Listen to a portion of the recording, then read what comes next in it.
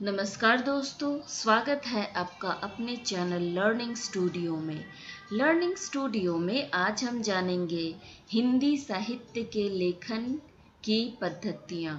हिंदी साहित्य को बहुत सारे इतिहासकारों ने विभिन्न रूप से प्रस्तुत किया है। तो इस वीडियो में आज हम जानेंगे कौन कौन से इतिहासकारों ने कौन कौन से किताब लिखी हैं और उन किताबों में उन्होंने क्या क्या समाहित किया है, किन किन कवियों को रखा है, किस किस काल में विभाजित किया है।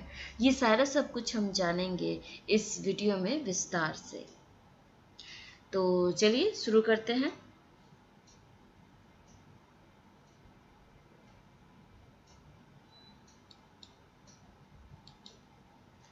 दोस्तों, साहित्य के इतिहास दर्शन की धारणा को व्यवस्थित सिद्धांत रूप में व्यवहारित करने का श्रेय फ्रेंच विद्वान तने को है।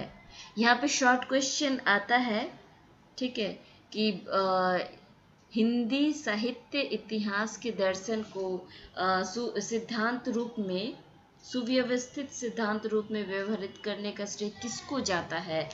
तो ये नाम है तने, ये फ्रेंच के विद्वान है। ठीक है, इसी भी तरह जो भी जानकारी महत्वपूर्ण है उसका कलर मैंने चेंज कर दिया है, जैसा कि मैं आपको हर वीडियो में बताती हूँ। ठीक है, इसका दो ही रीज़न है कि आपको अलग से शॉर्ट क्वेश्चन तैयार ना करना पड़े, और दूसरा कि ये आपके दिमाग में आसानी से बैठ जाए। ठीक है, तो ये आप देख लीजिएगा, शॉर्ट क्वेश्चन आता है इस पे तने के बारे में। ठीक है, वो फ्रेंच के विद्वान थे जिन्होंने हिंदी साहित्य के इतिहास लिखा। उन्होंने अपने अंग्रेजी साहित्य के इतिहास में प्रतिपादित किया कि साहित्य के इतिहास को समझने के लिए 3 तत्वों का जानना जरूरी है। ठीक है, पहला है जाति, दूसरा वातावरण और तीसरा क्षण विशेष। तने के उपयुक्त सिद्धांत की आलोचना करते हुए हडसन ने कहा कि तने ने साहित्यकार काव्य सृजन के व्यक्तित्व एवं उनकी प्रतिभा की उपेक्षा की। हडसन का कहना था कि ये जो तने विद्वान है वो उनका जो मूल काम था वो काव्य सृजन का था, तो वो कहाँ इतिहास लिखेंगे। ठीक है, उनका व्यक्तित्व काव्य सृजन का था, इसीलिए उन्हें उतना ज़्यादा महत्व नहीं देते थे, उनकी प्रतिभा की उपेक्षा करते थे। ठीक है, इस पद्धति से इतिहास लेखन की परंपरा की शुरुआत आचार्य रामचंद्र शुक्ल जी ने की थी। इसी पद्धति से, मतलब जिस पद्धति से तने ने किया था, तने ने जिस पद्धति से लिखा था उसी पद्धति से आचार्य रामचंद्र शुक्ल जी ने लिखा हिंदी साहित्य के इतिहास। प्रथम, साहित्य के इतिहास को परिभाषित करते हुए शुक्ल जी लिखते हैं कि प्रत्येक देश का साहित्य वहाँ की जनता की चित्तवृत्ति का संचित प्रतिबिंब होता है। आदि से अंत तक इन्हीं प्रवृत्तियों की परंपरा को परखते हुए साहित्य परंपरा के साथ उसका सामंजस्य बिठाना ही साहित्य का इतिहास कहलाता है। ठीक है, हिंदी साहित्य के इतिहास लेखन का वास्तविक सूत्रपात 19वीं शताब्दी से माना जाता है। यहाँ पे शॉर्ट क्वेश्चन आता है कि हिंदी साहित्य के लेखन का वास्तविक सूत्रपात कब से माना जाता है, तो ये उसका उत्तर होगा 19वीं शताब्दी। अब तक की जानकारी के अनुसार हिंदी साहित्य के इतिहास लेखन का सबसे पहला प्रयास एक फ्रेंच विद्वान गर्सा द तासी को ही समझा जाता था, जिन्होंने फ्रेंच भाषा में Histoire de la littérature andouille ए हिंदुस्तानी ग्रंथ लिखा, जिसमें हिंदी और उर्दू के अनेक कवियों का वर्णन क्रमानुसार दिया गया है। इसका प्रथम भाग 1839 ईस्वी द्वारा 1839 ईस्वी में तथा द्वितीय भाग 1847 ईस्वी में प्रकाशित हुआ था।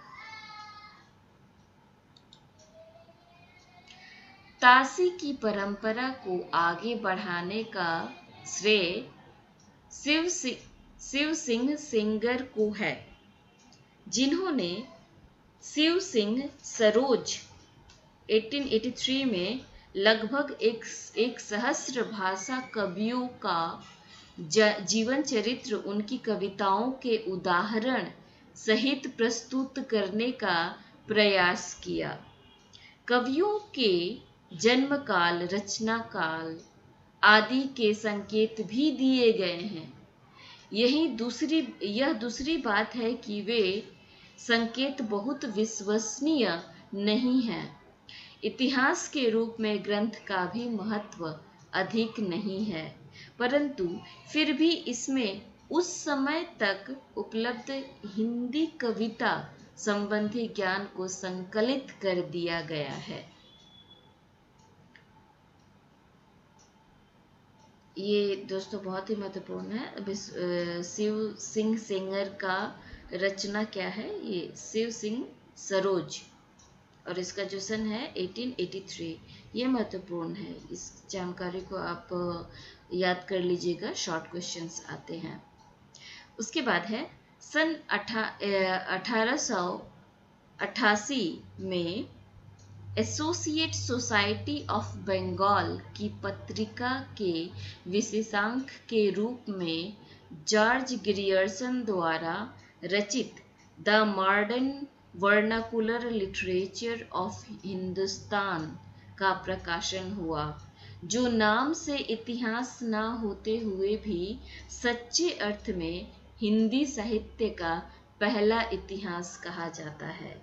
ये बहुत ही महत्वपूर्ण है और बहुत सारे शॉर्ट क्वेश्चंस इसमें आते हैं, जैसे कि ये एसोसिएट सोसाइटी ऑफ बंगाल की पत्रिका,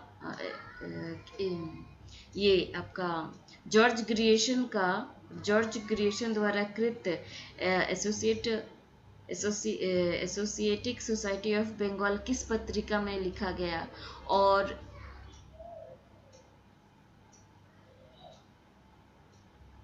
इनकी जो कृति है the modern vernacular literature of Hindustan, ये कब प्रकाशित हुआ, या फिर ये उल्टा भी आ सकता है, modern vernacular literature of Hindustan का लेखक कौन है, तो ये होगा जॉर्ज ग्रियर्सन। जॉर्ज ग्रियर्सन के ऊपर बहुत सारे शॉर्ट क्वेश्चंस आते हैं, तो आप इस चीज को, इस पूरे पैराग्राफ को अच्छी तरह से याद कर लें।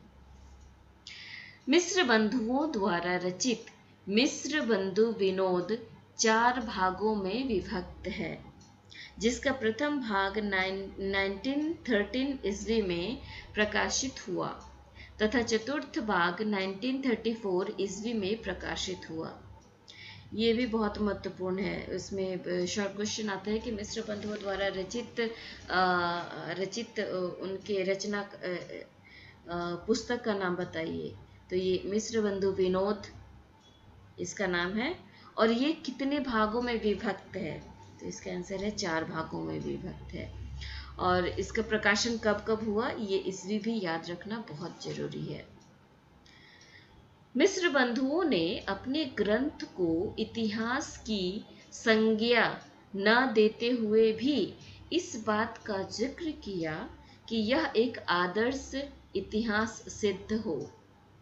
इसे परिपूर्ण एवं सुव्यवस्थित बनाने के लिए उन्होंने एक ओर तो इसमें लगभग 5000 कवियों को स्थान दिया तथा दूसरी ओर इसे 8 से अधिक कालखंडों में विभक्त किया।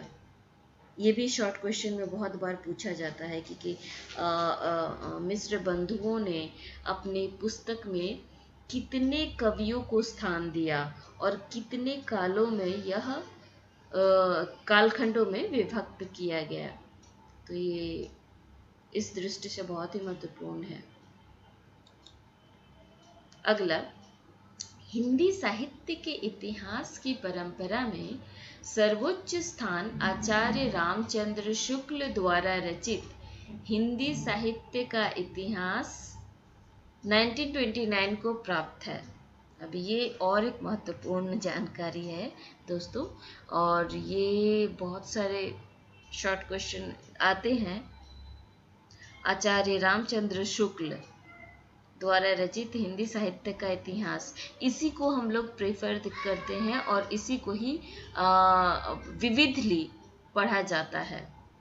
ठीक है, व्यापक रूप से यही पढ़ा जाता है हिंदी में, जो मूलतः नागरी प्राचीणी सभा द्वारा प्रकाशित हिंदी शब्द सागर की भूमिका के रूप में लिखा गया था तथा जिसे आगे विस्तरित करके स्वतंत्र पुस्तक का रूप दे दिया गया। पहले यह किसी पत्रिका में छापा गया था, उसके बाद उसको बाद में पुस्तक का रूप दिया गया।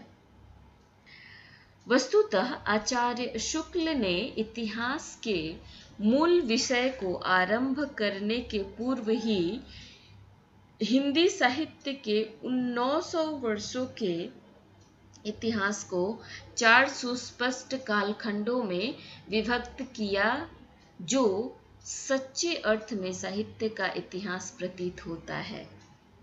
यहाँ शॉर्ट क्वेश्चंस आता है कि आचार्य रामचंद्र शुक्ल के साहित्य के इतिहास को कितने भागों में बांटा गया है, तो ये आंसर होगा 4 कालखंडों में विभक्त किया गया है।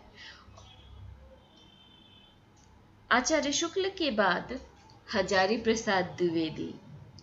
हजारी प्रसाद द्विवेदी ने इस देश की प्राचीन परंपराओं और संस्कृति के धारावाहिक रूप के संदर्भ में प्रत्येक युग के साहित्य का मूल्यांकन किया।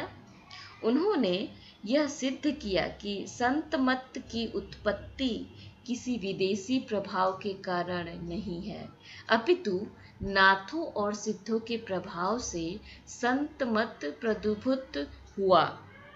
उनके अनुसार प्रेम काव्यों का स्रोत संस्कृत, प्राकृत और अपभ्रंश की प्रेरणात्मक काव्य रूढ़ियों और परंपराओं में है। विद्वानों ने हजारी प्रसाद द्विवेदी जी को इतिहास को शुक्ल जी का इतिहास का पूरक माना है। इस संबंध में डॉक्टर राम कुमार वर्मा के हिंदी साहित्य का आलोचनात्मक इतिहास का उल्लेख करना भी जरूरी है। दोस्तों, ये भी बहुत महत्वपूर्ण है। ये शॉर्ट क्वेश्चंस आते हैं कि डॉक्टर राम कुमार वर्मा का कौन सा कृति है जो हिंदी साहित्य का इतिहास में लिखा गया, तो ये उत्तर होगा हिंदी साहित्य का आलोचनात्मक इतिहास। हिंदी साहित्य का आलोचनात्मक इतिहास, ये डॉक्टर राम कुमार वर्मा की कृति है, उनके द्वारा लिखी गई है। इसमें संख्या में 693 ईस्वी से 1693 ईस्वी का विवरण किया गया है। जैसा कि नाम से स्पष्ट है कि लेखक का आलोचनात्मक दृष्टिकोण प्रमुख रहा है, क्योंकि यहाँ पे उन्होंने लिखा है हिंदी साहित्य का आलोचनात्मक इतिहास, तो इस पुस्तक में उनकी आलोचनात्मक दृष्टिकोण प्रमुख रही है। वैसे डॉक्टर वर्मा ने आचार्य शुक्ल का अनुकरण किया है। उन्होंने काल विभागों एवं काव्यधाराओं के नाम में थोड़ा परिवर्तन कर दिया है। उन्होंने स्वयंभू को आदि कवि घोषित किया, वीर गाथा काल से पहले संधि काल का नाम दिया है और वीर काल को चरण काल नाम दिया है। ये बहुत ही महत्वपूर्ण जानकारी है कि ये शॉर्ट क्वेश्चन आता है कि स्वयंभू ने किसको आदि कवि घोषित किया। सॉरी माफ़ कीजिएगा, ये डॉक्टर राम कुमार वर्मा ने किसको आदि कवि घोषित किया? तो ये उत्तर होगा स्वयंभू को। ये उल्टा भी आता है कि स्वयंभू को किस इतिहासकार ने आदि कवि घोषित किया? तो इसका भी उत्तर यही होगा, डॉक्टर राम कुमार वर्मा। और ये भी प्रश्न आता है कि ये वीर गाथा काल को चरण काल नाम किसने दिया? तो उत्तर होगा ये डॉक्टर राम कुमार वर्मा। तो ये पैराग्राफ जो भी है ये आपको अच्छी तरह से याद कर लेना है, ताकि अगर कोई शॉर्ट क्वेश्चन आए तो आप यहाँ से उत्तर लिख सकें। आगे बढ़ते हैं। डॉक्टर धीरेन्द्र वर्मा द्वारा संपादित अनेक लेखकों के सहयोग से लिखित हिंदी साहित्य का विशेष महत्व है। इसके अनुसार हिंदी भाषा हिंदी साहित्य को इसके अनुसार हिंदी साहित्य को आदिकाल, महाकाल और आधुनिक काल में विभाजित किया गया है। रासो काव्य परंपरा को नया रूप दिया। काल विभाजन के अलावा शैली एवं विषय निरूपण आदि की दृष्टि से आचार्य शुक्ल के इतिहास में इसमें विभिन्नता है। इसकी रचना अनेक लेखकों द्वारा की गई है, अतः इसमें संभवतः एक रूपता एवं अन्वति का अभाव है। डॉक्टर नगेंद्र के संपादन में हिंदी साहित्य का इतिहास एवं हिंदी वाङ्मय 20वीं सदी का महत्व कम नहीं। इन्हें भी अनेक प्रख्यात लेखकों द्वारा लिखा गया है। इसमें इतिहास के कई अज्ञात पक्ष पर प्रकाश डाला गया है। इसी श्रृंखला में डॉक्टर शिव कुमार शर्मा द्वारा कृत हिंदी साहित्य युग और प्रवृत्तियां, जिसमें युग प्रवृत्तियों का गवेषणापूर्ण विवेचना प्रस्तुत किया गया है। इतना होते हुए भी अभी भी इस दिशा में नवीन शोध परिणामों को सम्मिलित करना आवश्यक है। डॉक्टर श्याम सुंदर दास, सूर्यकांत शास्त्री, राहुल संस्कृत्यायन आदि के नाम उल्लेखनीय हैं। तो दोस्तों, ये थी जानकारी हिंदी साहित्य के लेखन की पद्धतियों के बारे में, विभिन्न पद्धतियों के बारे में, विभिन्न कवियों के बारे में, विभिन्न इतिहासकारों के बारे में, उन्होंने क्या क्या लिखा, ये सारा सब कुछ दिया हुआ है इस वीडियो में। और इसमें बहुत सारे शॉर्ट क्वेश्चन के प्रिपरेशन करने के लिए भी दिया गया है इन्फॉर्मेशन। तो आप यहाँ से शॉर्ट क्वेश्चन भी प्रिपेयर कर सकते हैं, लॉन्ग क्वेश्चन भी कर सकते हैं, ठीक है। तो उम्मीद करती हूँ कि इसमें दी गई जानकारी आपको अच्छी लगी होंगी। अगर अच्छी लगी है तो आप इसे लाइक एंड सब्सक्राइब ज़रूर करें। और अगर इससे रिलेटेड कोई भी आपका प्रश्न हो तो आप मुझे इस नीचे कमेंट बॉक्स में लिख सकते हैं, या फिर आप अपना सुझाव भी दे सकते हैं कि मैं अपने वीडियो को और बेहतर कैसे बना सकूं, ठीक है। ये वीडियो देखने के लिए आपका बहुत बहुत धन्यवाद।